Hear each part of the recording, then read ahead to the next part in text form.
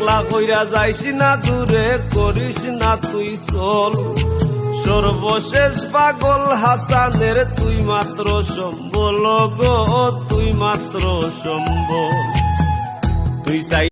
আপনারা সবার কাছে আমার একটি কথা থাকবো, আমার ছাতকের গৌরব ছাতকের অহংকার পাগল হাসান সে আজ দুনিয়াতে নাই।